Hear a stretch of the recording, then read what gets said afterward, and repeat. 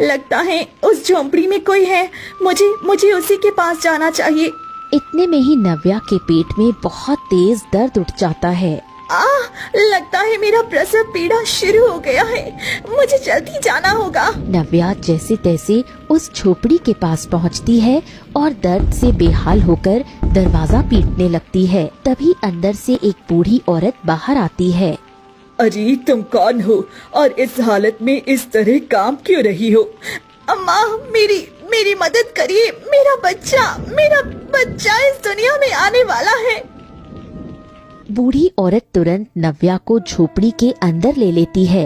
नव्या दर्द से चीखने चिल्लाने लगती है। मुझे बहुत तकलीफ हो रही है अम्मा। बेटी सब्र करो, देखो कुछ ही देर में तुम्हारा बच्चा इस दुनिया में आने वाला है। तुम माँ बनने वाली हो तो थोड़ी तकलीफ तो होती ही है। बस थोड़ा बर्दाश्त करो बेटी।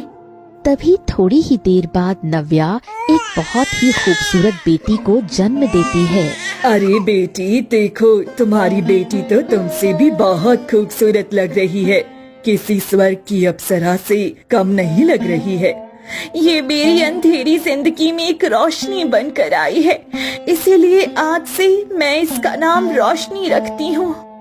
नाम तो ठीक है बेटी, परंतु ये तो बताओ कि तुम हो कौन, आखिर कहाँ से आई हो और इस हालत में घने जंगल में तुम क्या कर रही हो? तुम्हारा पति तुम्हें इस हालत में ऐसे कैसे छोड़ सकता है?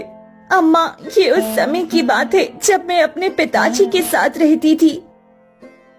बसंतपुर नाम के गांव में नव्या एक कुम्हार की बेटी थी।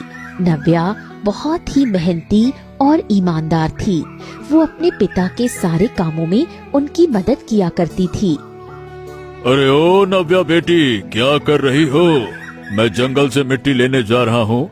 मैंने कुछ मिट्टी के घड़े बनाकर रख दिए हैं, हो सके तो इन्हें गांव में जाकर बेच आना, है ना? ठीक है पिताजी, आप अपना ध्यान रखना।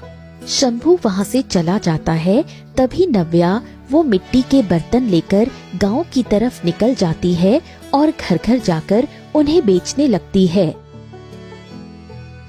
घड़े ले लो, मिट्टी के सुंदर बर्तन ले लो। तभी इतने में वहाँ से सूरज गुजरता है। वो नव्या को देखता है और उसकी खूबसूरती देखते ही उस पर मोहित हो जाता है। वाह, ये सच में कितनी खूबसूरत है। आज से पहले मैंने इतनी खूबसूरत लड़की कभी नहीं देखी। सूरज वहीं खड़ा होकर नव्या को एकटक देखता रहता है।